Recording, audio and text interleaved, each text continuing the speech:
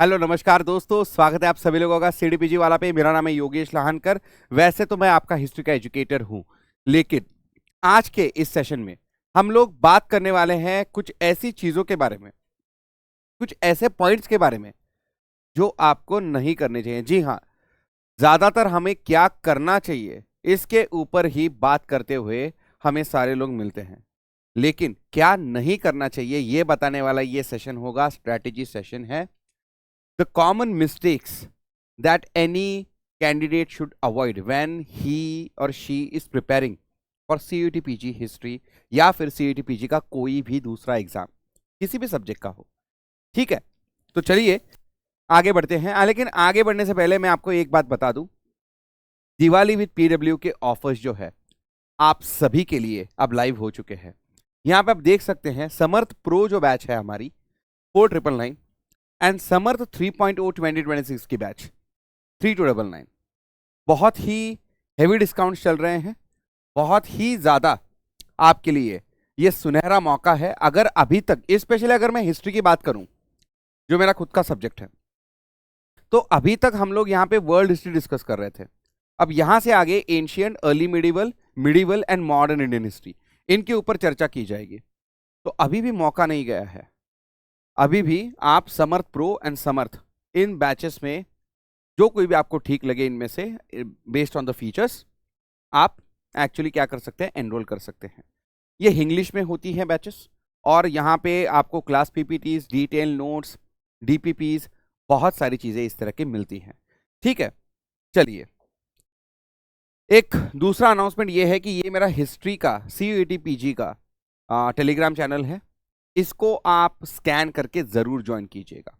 चलिए आगे बढ़ते हैं, कुछ बात कर लेते हैं ऐसे मुद्दों के बारे में जो आपको नहीं करने हैं।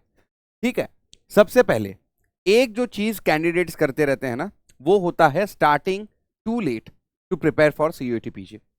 अब देखिए CUET PG इतनी आसान एग्जाम है नहीं, स्पेशली जब हमको ये पता है कि कॉलेज के एग्जामिनेशन, कॉलेज की आपकी प्रिपरेशन, कॉलेज की आपकी पढ़ाई साथ में आपको करनी है। Many students postpone serious study up until से जनवरी और फरवरी। मार्च में एग्जाम है, 20-25 दिन में, 1 महीने में और 2 महीने में आप क्या ही कर लोगे। बेस्ट ऑफ द यूनिवर्सिटीज उन बच्चों के हाथ से तभी फिसल गई है जब उन्होंने दिसंबर या जनवरी में अपनी आंखें खोली। आपको वैसे देखा जाए तो मार्च अप्रैल से ही शुरुआत कर देनी चाहिए थी, लेकिन अब भी समय नहीं गया है। अभी भी आपके हाथ में लगभग 4.5 महीने हैं। मार्च में एग्जाम होती है, अभी अक्टूबर चल रहा है, दिवाली का समय है, अक्टूबर का आधा महीना, इसके बाद नवंबर, दिसंबर, जनवरी एंड फरवरी, 4 महीने, यानी लगभग 4.5 महीने अभी भी आपके हाथ में हैं। आप जरूर इसके बारे में सोचिएगा। Do not start very late, start right now. Secondly, not having dependable sources. बच्चों को एग्जैक्टली सोर्स यूज कौन सा करना है वो पता ही नहीं होता। ऐसे में वो क्या करते हैं, यहां से वहां कोई ना कोई जो सोर्स हाथ में मिल जाता है उसको रेफर करने लग जाते हैं। वो रेफरेंस बुक नहीं होती, वो प्रॉपर प्रिस्क्राइब्ड बुक नहीं होती, फिर कुछ भी पढ़ लेते हैं। कई बार तो ये हो जाता है कि बच्चे पढ़ने के बजाय रिसोर्सेस को इकट्ठा करने में लग जाते हैं कि यहां से ये ले लेते हैं, वहां से वो ले लेते हैं। पढ़ोगे कब बेटा? एक काम करना, जब कभी भी आप पढ़ने के लिए बैठ जाना ना, तब एक बुक लिस्ट बना लेना खुद के लिए, और इस बुक लिस्ट में जो कि प्रिस्क्राइब्ड एंड एकदम प्रॉपर रेफरेंस बुक की ये बुक लिस्ट होगी ना, इसके सिवा दूसरा कुछ मत पढ़ना।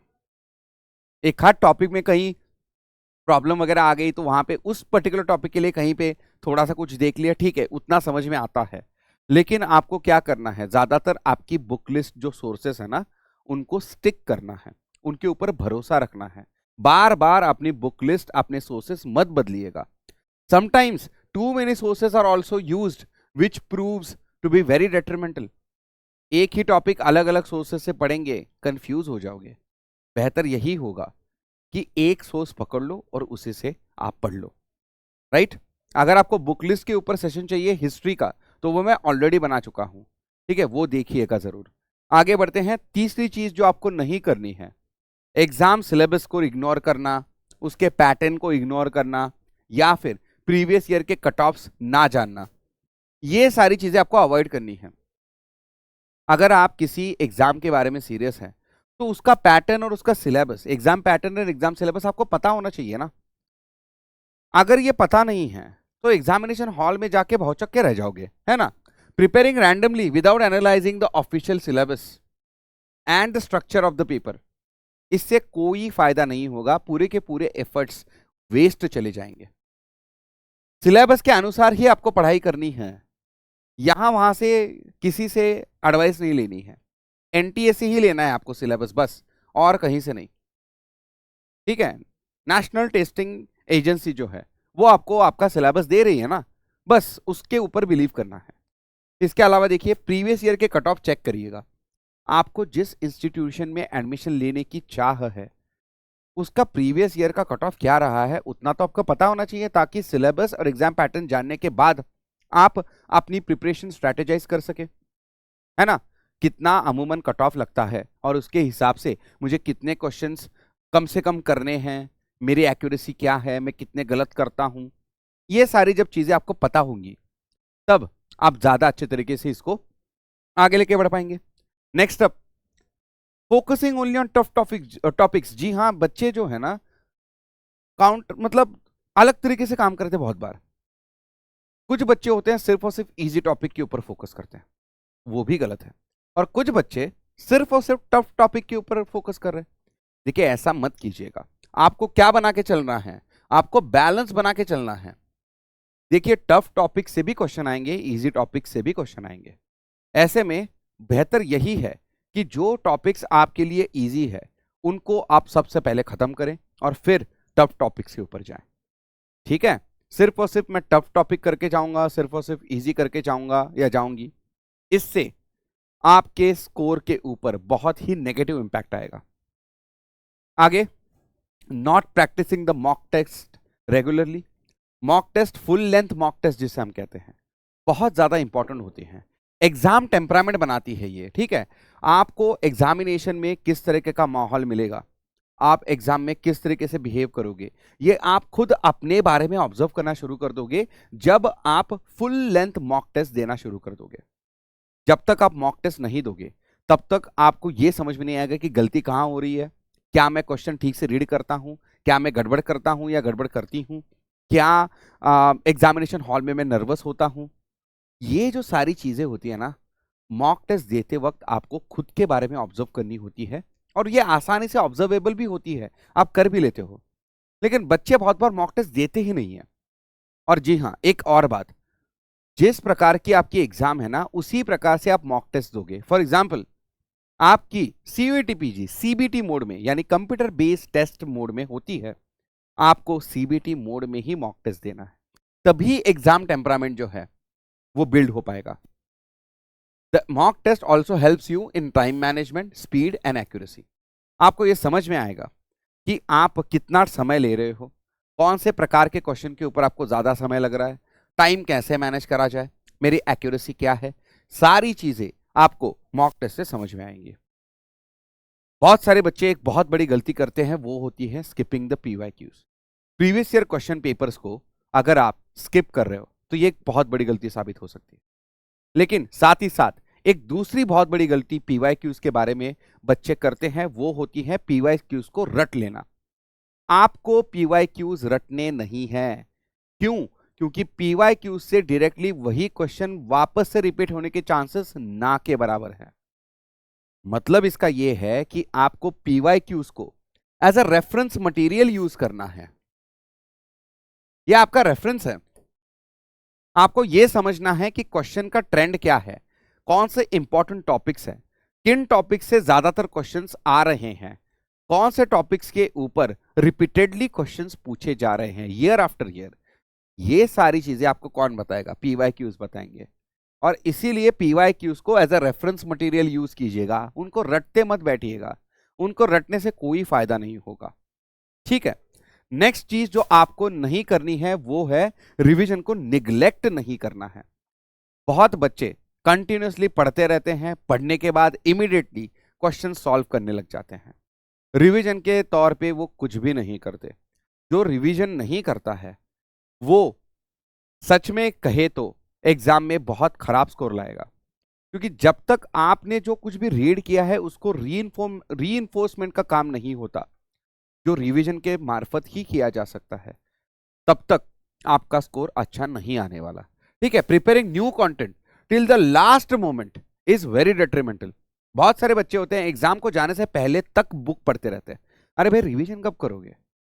एग्जामिनेशन हॉल के अंदर तक बुक लेके जाते हैं, ऐसे बहुत सारे बच्चे देखे हैं मैंने। ये मत कीजिएगा, ठीक है? रिटेंशन नहीं होता ऐसे में। Regular revision is the need. आप एक काम कीजिएगा, weekly revision and fortnightly revision, यानी हर हफ्ते और हर 15 दिन में एक बार रिवीजन का एक दिन रखें, और उस दिन कुछ नहीं, सिर्फ और सिर्फ अभी तक जो पढ़ा है ना उसको रिवाइज करें।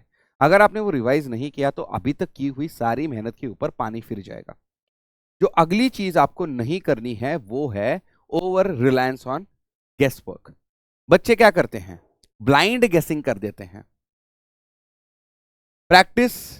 During practice reduces accuracy. तो जब कभी भी आप क्वेश्चंस कर रहे हैं, प्रैक्टिस कर रहे हैं उनकी, ब्लाइंड गेसिंग करके एक्यूरेसी को खराब कर देते हैं खुद की। बहुत बार ये ब्लाइंड गेसिंग जो है ना, ये इतनी दुधारी तलवार है। कई बार ब्लाइंड गेस करने के बाद क्वेश्चन सही आ जाता है, बच्चों को लगता है यार देखो यार मैंने कितना बहुत बढ़िया किया है काम, फालतू में कॉन्फिडेंस बूस्ट हो जाता है। फिर ये नहीं होना चाहिए, क्योंकि इससे आपकी एग्जामिनेशन में एक्यूरेसी खराब होने वाली है। और वैसे भी लॉजिकली देखा जाए तो अगर ब्लाइंड गेस कर रहे हो तो आपकी वैसे भी एक्यूरेसी खराब होने वाली है, ये मत कीजिएगा। Focus instead on strengthening concepts to minimise negative marking. Concepts के ऊपर फोकस कीजिएगा। कंसेप्ट के ऊपर फोकस करने के बाद उनसे जुड़े हुए फैक्ट्स याद रखने में आसानी होती है, और ऐसे में आप अपनी नेगेटिव मार्किंग को मिनिमाइज कर सकते हैं। राइट? नेक्स्ट चीज जो नहीं करनी है वो है आपके हेल्थ के ऊपर ध्यान ना देना। ये चीज नहीं करनी है। ठीक से सोना नहीं, अपने हेल्थ के ऊपर ध्यान नहीं देना, इस तरीके की चीजें आपको बिल्कुल नहीं करनी है। जो बच्चे अपने हेल्थ के ऊपर ध्यान नहीं देते, एग्जाम के पहले अचानक से उनकी बॉडी जवाब देने लग जाती है, और फिर बहुत ही खराब हालात में जाके उनको एग्जाम देनी पड़ती है बहुत बार। नॉट हैविंग इनफ स्लीप और not having good health during the exam. मुझे याद है मेरे शायद बैचलर्स के पेपर्स चल रहे थे, बहुत ज़्यादा बुखार था, जैसे तैसे वो पेपर दे के मैं वापस आया था। सबसे कम मार्क्स आए थे मुझे उस पेपर में, मुझे आज तक याद है। तो ऐसे में आपको ये समझना होगा that your late night study sessions and marathons, जहां पे आप अपनी नींद को पूरी तरीके से भुला के पढ़ रहे हो ना, आपको लग रहा है कि आप पढ़ रहे हो, इसका जो खामियाजा है आपको बाद में भुगतना ही पड़ेगा। एसिडिटी होती है, पूरा बॉडी का एक सिरकादियम रिदम होता है, दैट सिरकादियम रिदम गेट्स डिस्टर्ब्ड। मत कीजिए। ज्यादा से ज्यादा 12, चलो 1, उसके बाद आपको सोना है, मतलब सोना है। ठीक है?